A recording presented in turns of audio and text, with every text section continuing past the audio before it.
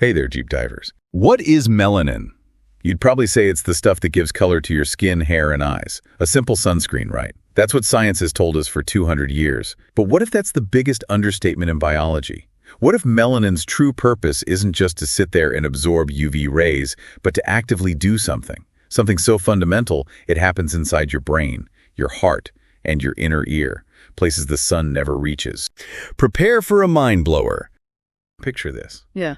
What if everything you thought you knew about where your body gets its energy, the spark that keeps your heart beating, your brain firing, lets you follow along with us right now? What if it was fundamentally, breathtakingly wrong? What if the fuel powering your entire existence wasn't really what your science textbooks describe, but something something far more elemental, far more profound? And what if that extraordinary, often overlooked molecule wasn't just nestled within your cells, quietly doing its thing, but was also maybe the invisible architect, sculpting the very fabric of stars and galaxies across the cosmos? Prepare yourselves, because today we're embarking on a deep dive into a concept so monumental, so audacious, it could quite literally rewrite not just biology, but maybe our entire understanding of the universe. Seriously. This is a journey that starts right inside you and stretches, maybe to the edges of space-time. We're talking about a discovery so profound, it's actually been dubbed human photosynthesis, and the molecule at its heart. It's one you already know it's responsible for your eye color, your skin tone, but whose true, unimaginable power you probably never even dreamed of. Right. So buckle up. Forget every preconceived notion you think you have about energy. Yeah. Because this deep dive, it's about to redefine everything. Yeah. Get ready. All right, let's pull back the curtain on this truly mind-bending theory from Dr. Arturo Solis Herrera. Our mission today, folks, is to really explore his audacious claim. That melanin, that pigment coloring our skin, eyes, hair, isn't just a passive sun filter. He's proposing it's the true fundamental energy transducer for all living beings. Like the master molecule of biological energy. And potentially. And maybe even the elusive dark matter holding the universe together. It sounds wild. It does sound wild, but what's truly compelling here is how Dr. Solis Herrera's work doesn't just, tweak existing scientific models. It fundamentally challenges long-held scientific dogmas, across multiple disciplines. Right. We're talking about a paradigm shift that touches everything from cellular metabolism, the origins of life itself, and even cosmology on the grandest scale. So we're going to trace his journey from ophthalmology onwards. Exactly. We'll meticulously trace his journey, starting from his initial observations in ophthalmology, right up to developing this groundbreaking hypothesis. We'll look at the evidence he presents and really consider the truly awe-inspiring implications for health, life, the universe, everything. Okay, let's dive into section 1, the melanin revelation challenging the energy dogma. Let's do it.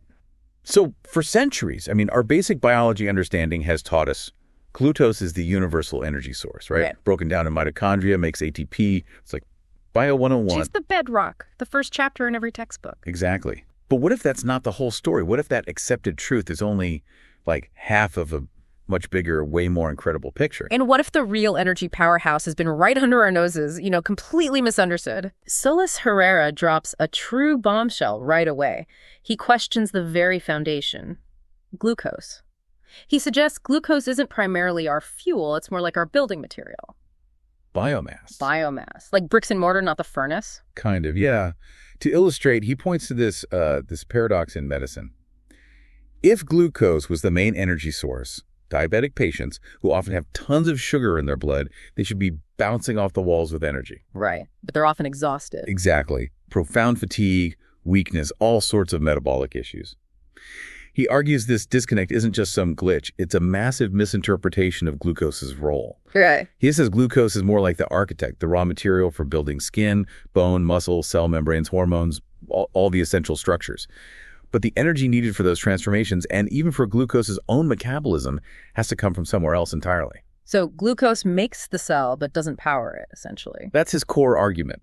Indispensable for making stuff, but not the primary power source. Okay, so if glucose, our supposed universal energy money, is actually just building blocks, where did Solis Herrera even begin to unravel this? It's such a huge shift. Well, and his journey started in a really unexpected place. Ophthalmology. Eyes. Eyes? Really? Yeah, picture this. A dedicated doctor watching patients go blind from things like glaucoma, diabetic retinopathy, macular degeneration, year after year. Despite billions spent on research, complex treatment. They were just managing symptoms, not fixing the root cause. That's how he felt. He saw people losing sight, and the standard approach wasn't working fundamentally. So this deep dissatisfaction pushed him to look deeper. He wasn't content just managing. He wanted the why. Exactly. So he started this massive 12-year observational study, 1990 to 2002. Meticulously examined, get this, 6,000 patients. 6,000, wow. Focusing specifically on the blood vessels around the optic nerve. Conventional wisdom said those vessels were the lifeline, right? Delivering all the energy. Makes sense. But Solis Herrera had a hunch something else was going on. Something fundamental was being missed. And what did he find? Well, what's captivating is that his observations didn't confirm the old ideas. They led him down a totally new path. As he looked at those blood vessels, something else kept showing up, almost too consistently to ignore. Don't tell me. Melanin. Melanin. In the eye. Not just in some patients, in every single one. Often lots of it near the optic nerve, which is crucial for vision and, surprisingly, pretty dark. Huh.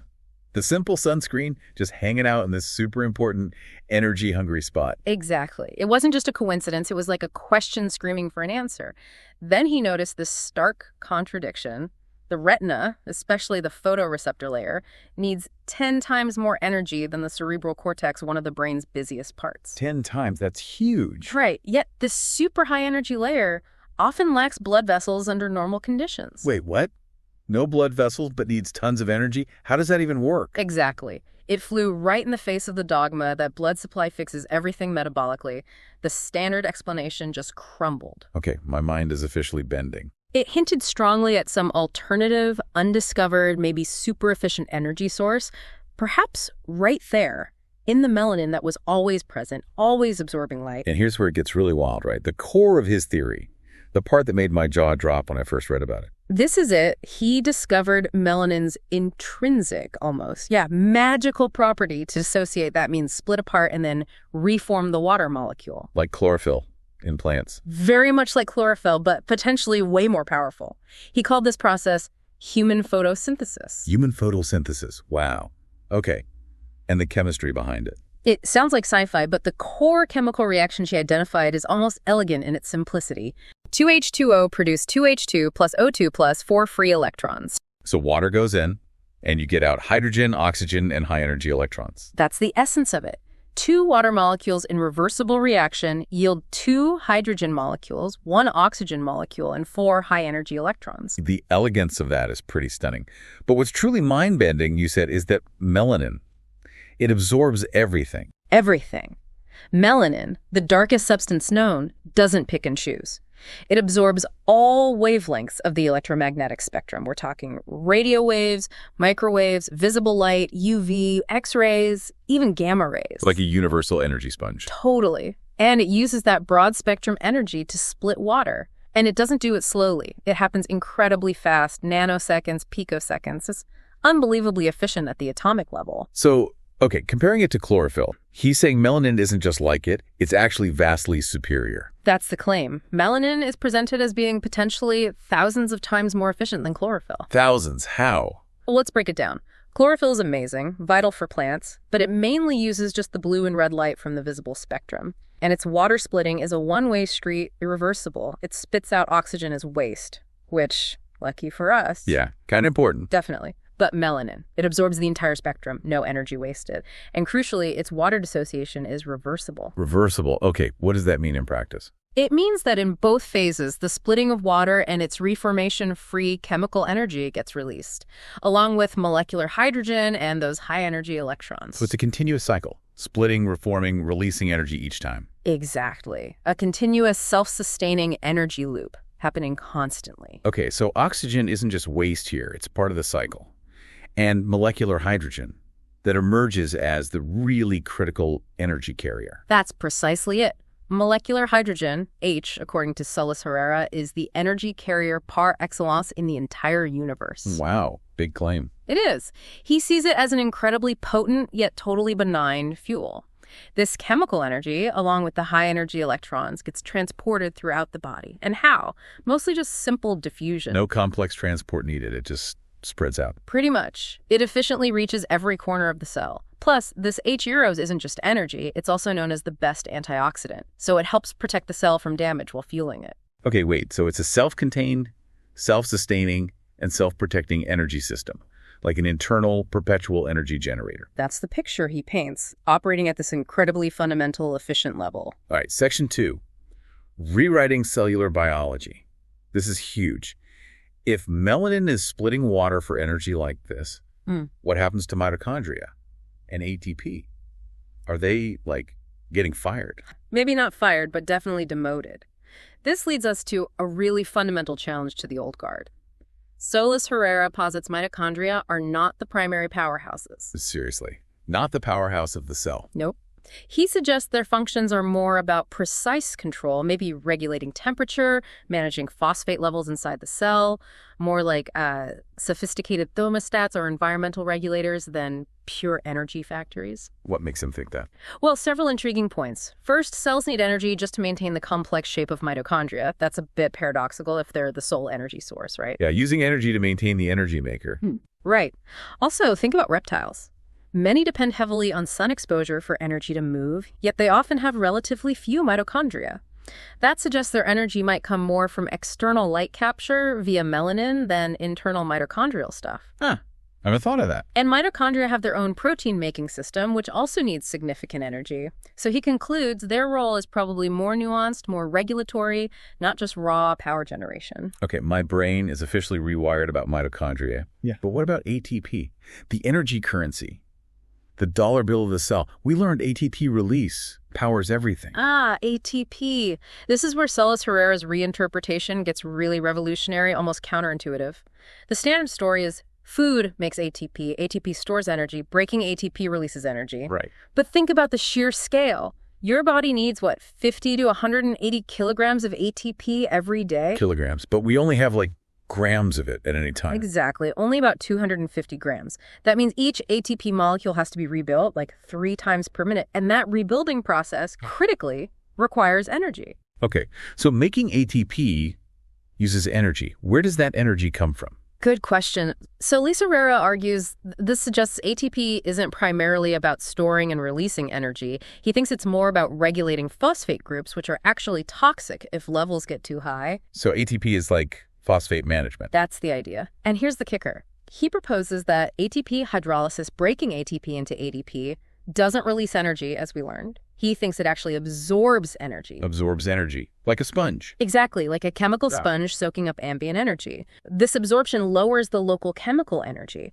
and it's this decrease in energy that he links to precise cell actions, like muscle contraction. So muscles contract not because of an energy surge, but because energy drops locally. That's the proposal. It's a carefully managed reduction of energy that allows the muscle proteins, actin and myosin, to pull together. It completely flips the script on ATP from power generator to maybe a sophisticated regulatory valve fine-tuning energy states. Wow. Okay, completely different picture. Now, speaking of fundamental cell parts, the nucleus.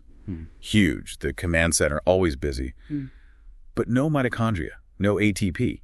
Where does its massive energy come from? It's always been a bit of a mystery. And this is where Solis Herrera connects the dots so ingeniously, He points out melanin's typical location, often right there in the paranuclear space, basically forming an energy-generating envelope around the nucleus. An envelope of melanin. Yeah.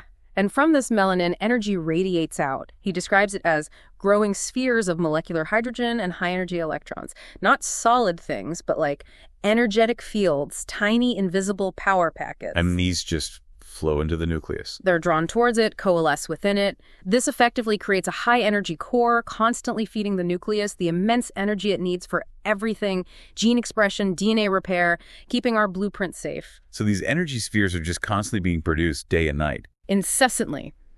And they spread out uniformly by simple diffusion. So it solves the problem of getting energy everywhere inside the cell constantly. It's like a built-in nuclear power supply. Okay, so this isn't just some niche pigment then. Melanin is, in fact, omnipresent.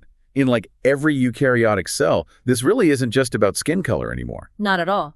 The fact that melanin is found across all biological kingdoms, bacteria, plants, animals, highlights its fundamental universal importance. It goes way beyond just appearance. Even in conditions like albinism. Right. Even conditions like albinism, usually seen as a lack of melanin, are reevaluated. He argues albinos do have melanin, just maybe less of it or altered synthesis, which suggests it's absolutely vital for all life, even if its visible form is reduced. And the amount in our skin?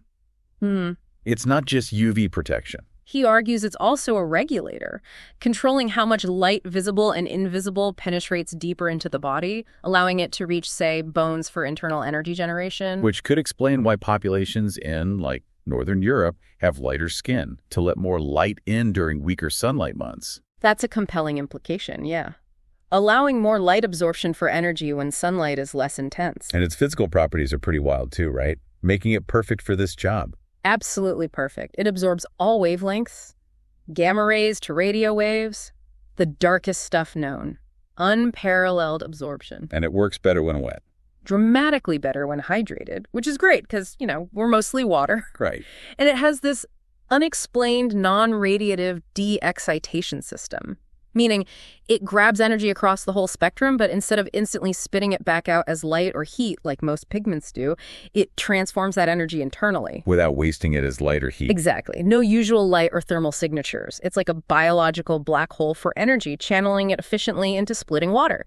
Plus, it has these weird free radical centers and a persistent electron spin signal, hinting at its dynamic role in energy conversion. Okay, my mind is officially blown. Can you believe what we're uncovering today? It's like finding the universe's secret operating manual hidden right inside us. It really feels that way sometimes. If this deep dive is opening your eyes and you're finding these insights as mind-bending as we are, seriously, hit that like button, subscribe for more explorations into these kinds of radical ideas, and hey, consider joining our memberships for exclusive content. Yeah, your engagement really helps us keep these conversations going and reach more people. And trust me, we have so much more to unpack about Solis Herrera's work. Absolutely.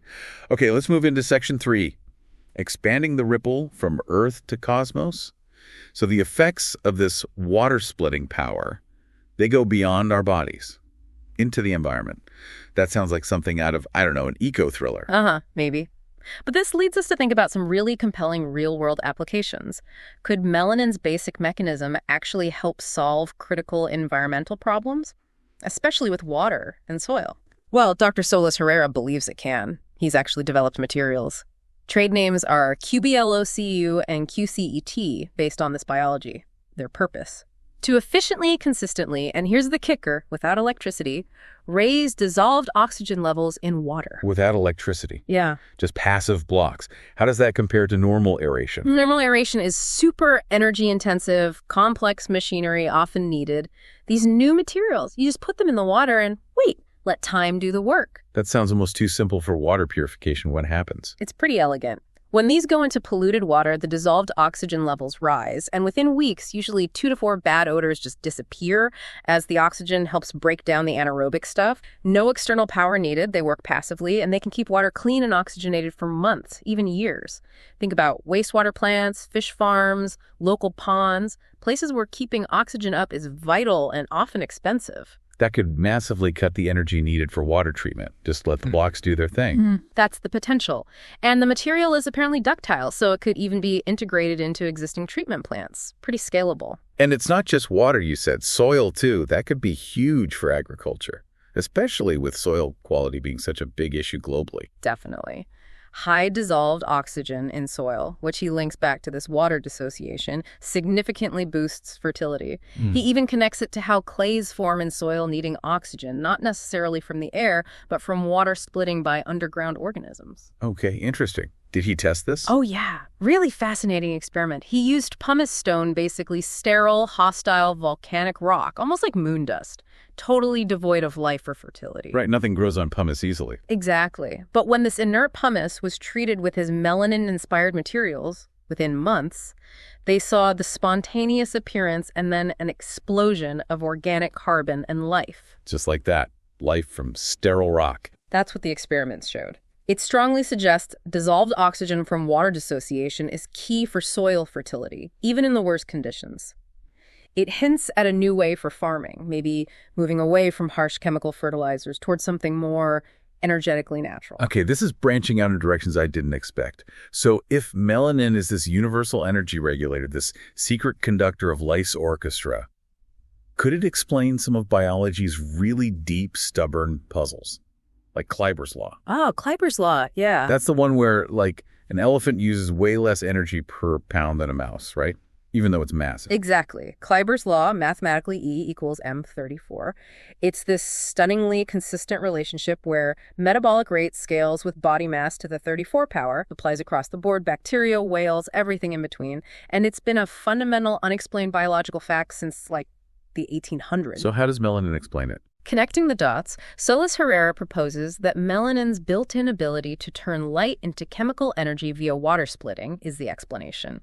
He argues it's the universal regulator of cell metabolism across all life. Because melanin is everywhere and its energy conversion is consistent?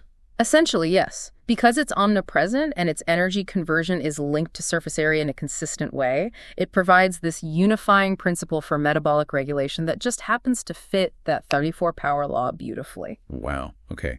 What about St. George's weird finding about muscles? That relaxation takes more energy than contracting. Yeah. That blew my mind because it seemed totally backward if ATP was the energy source. Yes. That's a perfect example of how this new paradigm can clear up old mysteries. Yeah. St. George won a Nobel for that work, showing relaxation as the higher energy state. Totally paradoxical if ATP breaking released energy for contraction. Right. Made no sense. But the new model explains it elegantly.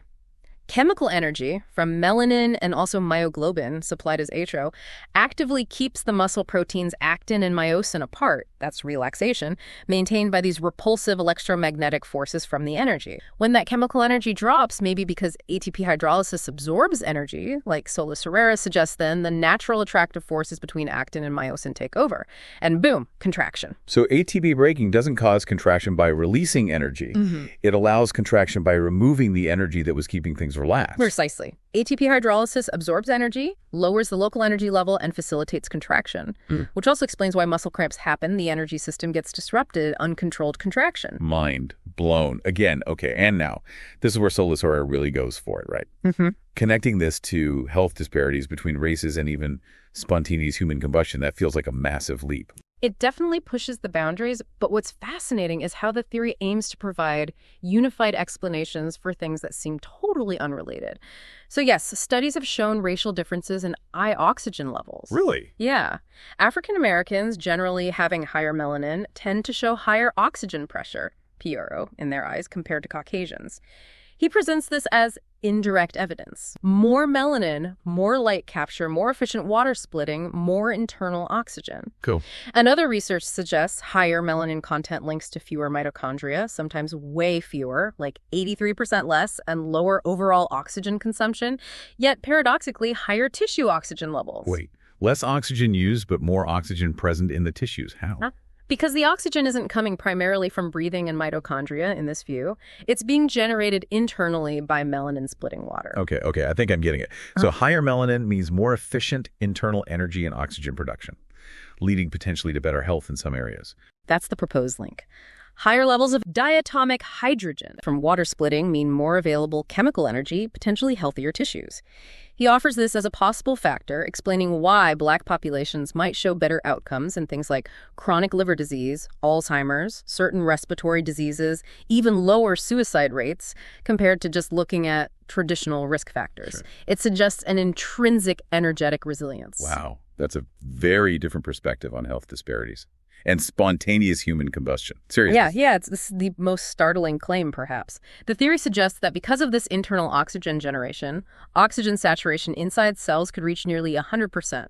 That's almost 5 times higher than the oxygen in the air we breathe. 5 times higher inside our cells. That's the idea. This incredibly high internal oxygen, combined with the hydrogen also being generated. Well, it could create an environment where, theoretically, flame becomes metabolically possible. He suggests this is congruent with those incredibly rare, baffling cases of spontaneous human combustion where bodies, especially internal organs, are reduced to ash, hinting at an internal self-fueled fire. Okay, that is out there. But it follows logically from the premise of internal water splitting creating high oxygen and hydrogen. It definitely stretches the imagination, but it's presented as a consequence of the core theory. All right, section 4, implications for health, disease, and the universe. So if melanin is this fundamental fuel, what happens when the system winds down? Does this theory explain aging and degenerative diseases? What's fascinating here is how directly Solis Herrera links aging to this decline in human photosynthesis. He posits that melanin's ability to turn light into chemical energy starts decreasing around age 26. 26? That early? Apparently, losing maybe 10% efficiency every decade, and then it really takes a nosedive, a free fall after age 50. And this matches.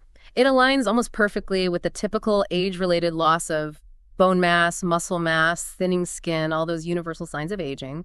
It reinforces that basic idea. Any system that loses energy loses mass. Makes sense. Less energy, things start to break down or shrink. Exactly. And he argues this natural decline in our internal photosynthesis is directly linked to the onset and progression of many age-related conditions: Alzheimer's, Parkinson's, osteoporosis, cancers, macular degeneration. So the root cause isn't just, say, protein clumps in Alzheimer's. He reframes it. Alzheimer's isn't primarily a biomass trouble. The problem isn't just the amyloid plaques themselves. The fundamental issue is an energy problem at the cellular level. He sees it sharing the same root pathogenesis as age-related macular degeneration, a failure of the energy system. Which offers totally new ways to think about prevention and treatment, right? Focus on the energy balance. Precisely. Shifting focus from just clearing symptoms or debris to actually addressing the underlying balance between mass and energy. Okay, this energy paradigm, it even extends to the brain's function and mental health, including something as complex as schizophrenia. That's incredibly broad. It really is. So the brain needs massive amounts of energy, right? Yeah. Where does it come from? Solis Herrera challenges the standard view of cerebrospinal fluid, the CSF. The stuff that cushions the brain. Yeah, usually seen as just padding or filler. He argues it's way more critical, an active energy source for the whole central nervous system. Wow. He points to the choroid plexuses, the little structures that make CSF. They have an incredibly rich blood supply and, importantly, significant melanin content, similar to the choroid in the eye. Melanin in the CSF-making bits. And neuromelanin in other pigmented brain areas like the substantia nigra. He proposes this melanin actively dissociates water within the CSF itself, constantly releasing vital energy to the surrounding brain cells. So the CSF isn't just passive fluid. It's like an energy reservoir. A battery fluid for the brain. That's the concept, an active energy-generating medium. And the connection to schizophrenia, where people often have enlarged ventricles in the brain. Right. Traditionally, those enlarged ventricles are seen as a sign of brain tissue loss, atrophy. But Solis Herrera offers a different take. He interprets them as a sign of diminished water dissociation in the CSF. Less energy being made in the fluid. Exactly. When the Solis Herrera cycle, the water splitting and reforming gets out of balance in the CSF, the crucial energy supply to neurons is compromised. This could lead to the functional changes seen in schizophrenia. And maybe the imbalance leads to more water accumulating in the ventricles, causing them to enlarge, while the neurons struggle from energy deficit. So again, an energy problem at its core, affecting brain function. That's the framework. An imbalance in water and energy within the brain cells, leading to functional alterations. Okay, this whole system, this human photosynthesis, it sounds amazing, but what makes it vulnerable? What can mess it up? Well, despite its fundamental nature, the precise processes are apparently quite sensitive. They can be significantly disrupted by, well, a lot of modern life's downsides. Like what? He lists things like contaminated water, polluted air, pesticides, herbicides, alcohol, drugs, addictions, other industrial pollutants, heavy metals, persistent organic pollutants. Basically, environmental toxins. Pretty much. These aren't just vaguely bad for health. He argues they specifically damage melanin's ability to split water efficiently and generate energy. They interfere right at the core mechanism. And the consequences of that disruption Can be severe. He points to things like acute leukemias being significantly more common in populations exposed to these pollutants. So he sees leukemia not just as, like, a genetic error, but as a result of this energy system breaking down. As a direct manifestation of this energy mass imbalance. When the fundamental energy source is disturbed, the whole organism starts to disorganize. Even something like seasonal depression is linked to low light in darker months affecting melanin's function, highlighting again how crucial light is as an input for this energy system. These pollutants hitting systems like bone marrow show they're directly damaging energy generation and distribution, leading to systemic failure. Wow. Okay, and now, the absolute biggest leap, the connection that goes from our cells straight to the cosmos. Melanin is dark matter. Are we really saying the stuff giving us a tan is also holding galaxies together? It's the most staggering proposition, isn't it? Taking this molecule from biology right into cosmology. So let's quickly recap dark matter. Okay. Invisible, massive, stable, doesn't interact with light normally. We only know it's there because of gravity, right?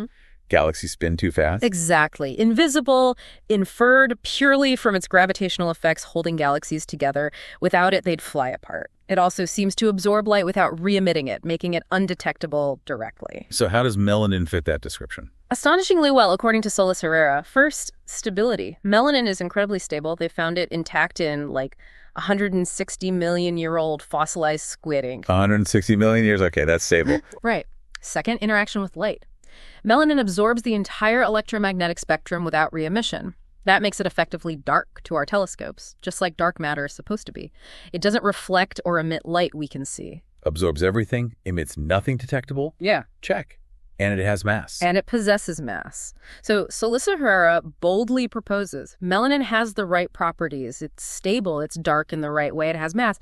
It's the perfect candidate for dark matter. Wow. He even speculates that the vast emptiness of space, the sidereal vacuum, might partly be created by the continuous water dissociation happening inside dark matter, inside melanin throughout the universe.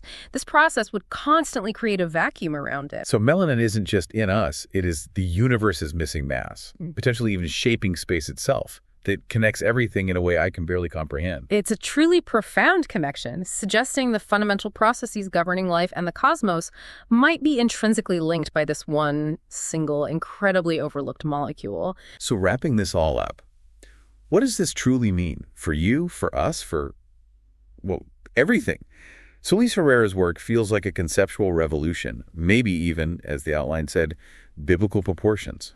It suggests we're just scratching the surface of understanding ourselves and the universe. Absolutely. It challenges our most basic assumptions about energy, life, our place in it all.